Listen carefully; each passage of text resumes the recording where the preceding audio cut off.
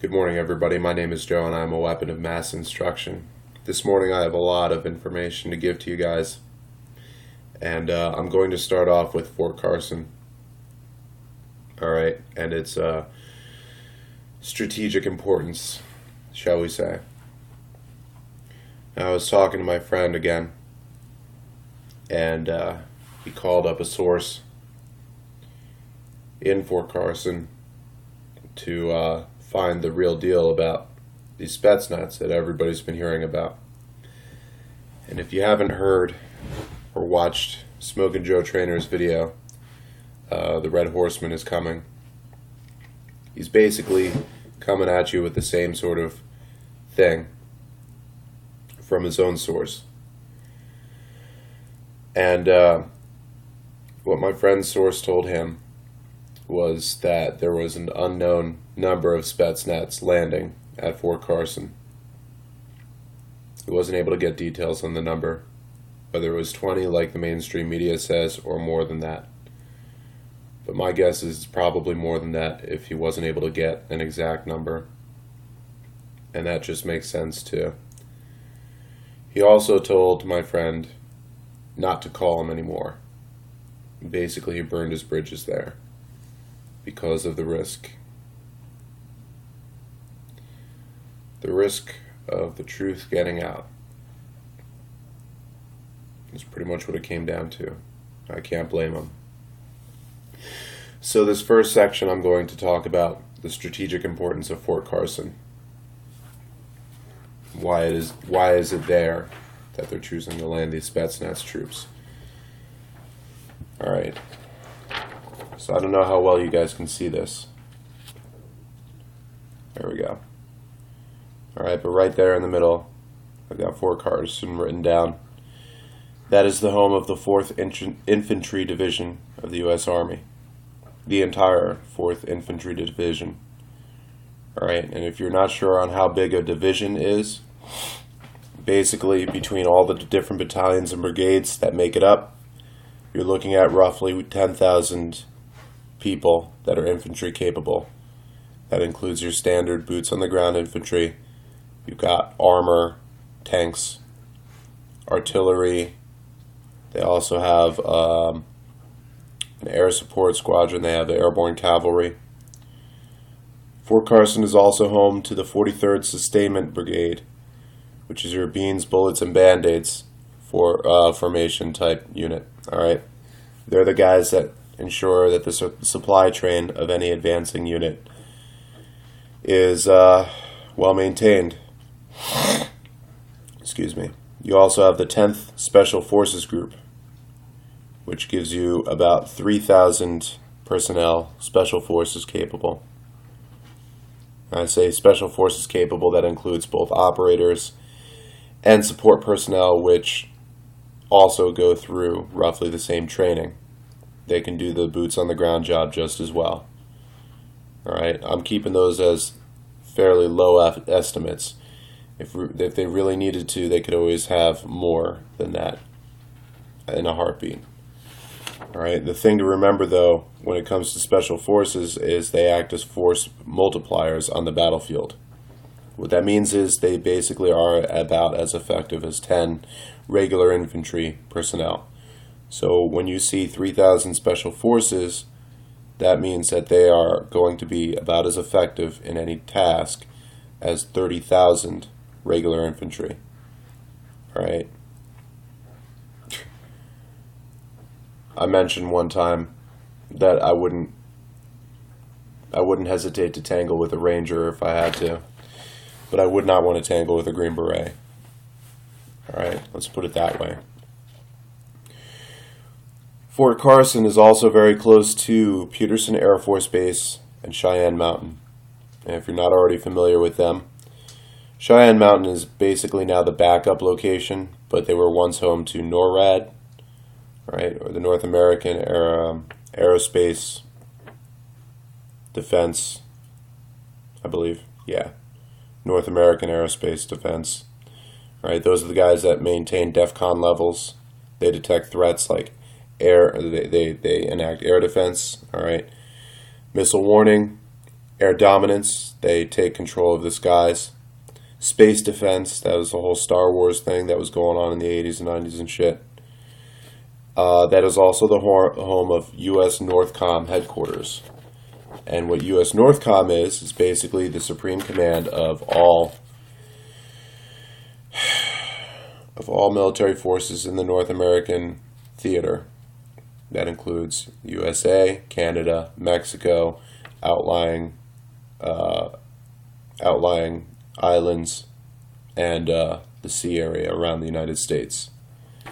They are also home to the 13th Air Support Operations Squadron, which is, again, basically that's your airborne version, your sky version of the beans, bullets, and band-aids thing. They're the supply train. They give the capability of airdropping units, especially the special forces, who are all jump trained, all right, into any hostile zone. And then right up the road, a couple 100 miles, not too far considering the equipment they have at their command, you've got Denver, which I believe is the capital of Colorado, Denver, Colorado. The Mile High City, I believe it's called. Or is that Salt Lake? Fuck me. Anyway. You've got the main thing there, the international airport. And again, just like I mentioned in an earlier episode, if you control the airport, you control, incoming troops, you control outgoing civilians, you control supplies, logistics, all of that. Also, I love this fucking acronym, Deep Underground Military Base. Of course, at one point I believe Obama actually went and occupied it. Can't remember when, but I remember hearing about that. So we pretty much know that it exists, that it's basically an underground city in the event of World War III. What do I have under there? It's also basically the locus of major highways. All right. If you look on Google Earth real quick and you find your way to Denver, there are 4 interstate routes that basically intersect on that city, which means that when it comes to regular vehicle traffic and most civilian traffic, if you control Denver, you control the state. Denver, and then 5, maybe a couple more checkpoints on the borders. Probably not too hard to maintain. Alright, so that's what we're looking at there. That's Fort Carson and its surroundings. If you also look on Google Maps, Google Earth, either one will work. You'll also notice that Colorado is basically at the center of the continental United States.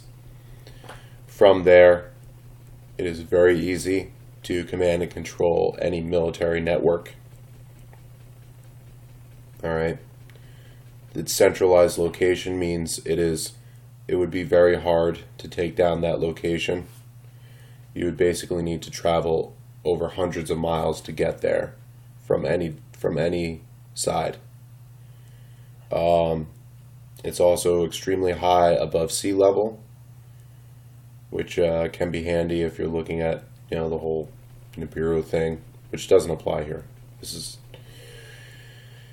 nothing to do with that. But there's also several sources of water, so ideal for a place to hunker down for several thousand or million people. Next section I'm going to talk about is the spetsnaz themselves. Alright, first a couple tidbits of background on what the spetsnaz are. Basically, the term spetsnaz is a catch-all term, and basically all it means is special operations. That's all it means. Includes the FSB, which is the new Russian equivalent of the KGB. It includes their actual special operations units. It includes military police in some aspects, and it can include regular police. Basically all falls under that umbrella. Alright, but let's talk about the actual combat troops of spetsnaz, the ones that you hear about in the movies and shit. They are masters at infiltration. They're selected at age 5. They go through special classes at school. They learn perfect accentless English. I don't know about that whole Arkansas or Nebraska accent. I've never heard a Nebraska accent. Probably sounds pretty weird to me. But they can pass for American pretty fucking easily. They're not going to all be blonde hair, blue-eyed like you would expect. They probably look like a lot of other people. They're good at sabotage. They're good at assassination. Their total strength estimate as of 1978 was 30,000. Since then, their numbers have been classified. All right? At least as far as I could tell. Doesn't matter what Wikipedia or any other source is going to say, though. I guarantee it's not exact. They are also adept at disarmament. What they did in, I believe, Serbia, Kosovo, those areas, Eastern Europe. Their job was to go door to door, kick down the door, and demand that you give up your weapons. And if you don't, if you resist, they shoot you. They're also adept at fomenting revolution. And that's actually not unique to just them. A lot of this stuff is basically your, like I mentioned earlier, fourth generation warfare. Your basics, your fundamentals of, non-symmetrical combat, unconventional warfare. You're going to be good at all those things. Fomenting revolution, Why fight a war yourself when you can create a proxy war in the nation that you plan on conquering, or assist in their leaders conquering that nation completely? Alright, so we're going to start at the top right corner here on this one. The mass media reports 20 of them landing in Fort Carson. Alright, and we've got alleged reports of anywhere from 200 to 400,000 troops. I crossed out 400,000 because that's just, if you're talking about spetsnaz combat personnel, it's very unlikely that they've got 400,000 of them. I don't think that they have that much. Now, if you include regular infantry and other combat arms, MOSs, then yes, absolutely you could reach that 400,000 mark with no problem. However, those regular units are not going to have the force multiplier capabilities and the unconventional warfare capabilities of the spetsnaz. Alright, and this is something that my friend and I discussed, and a lot of this stuff, I love it. Like, I've forgotten so much since then. When you're talking about training operations, you're never going to see 20 people or so in a training operation, unless you're talking about a very small nation coming to a larger nation to train. The example he used was the Netherlands coming over for different schools. They would only send like 2 or 3 or however many guys, but not a lot. A nation like Russia, that's pretty freaking huge, their armed forces rival our own. And this applies from boot camp onward. Any training event you're looking at a company-sized element of 200 guys or more participating. In as many cases as possible, they go with battalion-sized elements. I can remember my known distance course shooting. I never really went on my own. It was always as part of my unit, as part of my company, as part of my battalion more likely. And that way we could all occupy the one line all at once with no problem. Alright, moving on to the left corner. We actually talked about the potential of these 20 troops, if it is really just 20, being an advance party or advent party. I never found the exact statistic for myself, but I was informed that the unit strength for an advance party is going to be about 2% of the total unit strength, which means that if those 20 spetsnaz soldiers landing in Fort Carson are the advance party for another unit, that means that we're looking at 1,000 boots on the ground in Fort Carson alone. Alright, now these rumors are unsubstantiated as far as troop strength, except that we know that there's 20 or more. And probably I'm leaning on the more side because that source in Fort Carson did mention the fact that he wasn't able to find out how many, which leads me to believe that it's more than 20. All right, so if that's still an advanced party, you're looking at more than 20, that number is going to grow accordingly.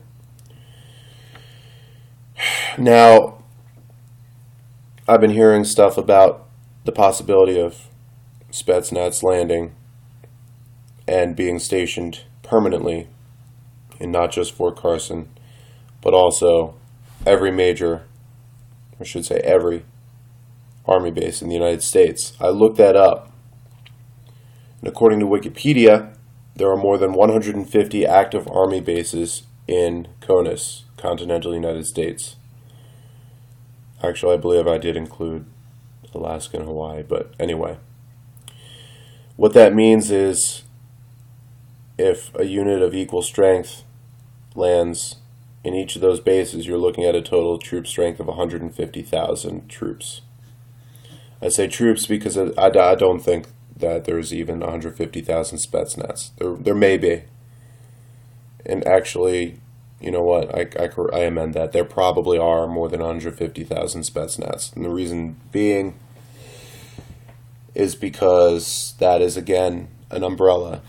That is basically like saying U.S. SOCOM, all right, which means that they're special forces for all branches. If you include, all right, I should say, if you just list the 100 closed bases, according to Wikipedia, that's 100 plus. The exact count that I got was 133, but that may be different. That means 100,000 troops in those bases. And that actually makes a bit more sense in one respect because it's easier to hide people in places where people normally aren't. In closed bases, nobody really goes there, right? At least that we know of. So that would make sense. You could probably fit a lot more than just 1,000 people per base in just those 100 closed bases. Altogether, the total possibility here is 250,000 or more Russian troops in America before, during, or after the 5/20 NATO summit in Chicago. So that's what I've got on spetsnaz. In the far right corner, we got 17,000 Chinese troops in the Western Hemisphere. And I'll get into that a little bit more later. But I think just the simple fact that my friend's source told him not to contact him anymore, not to call him, or anything like that because he burned that bridge, that tells me that we're definitely onto something here. You know, some of these unlikely dots that I was connecting earlier are looking a lot more likely now. Signing off for now. I'm going to upload this. I'm going to put up as much more of what I can in another video coming up in pretty much a couple of hours as soon as this first one uploads. All right. Y'all stay safe. You know, take my word with a grain of salt. After all, I could be wrong. My friend could be wrong. His source could be wrong. Smoking Joe Trainer could be wrong. I pray to God we're all wrong. Be right back with some more intel.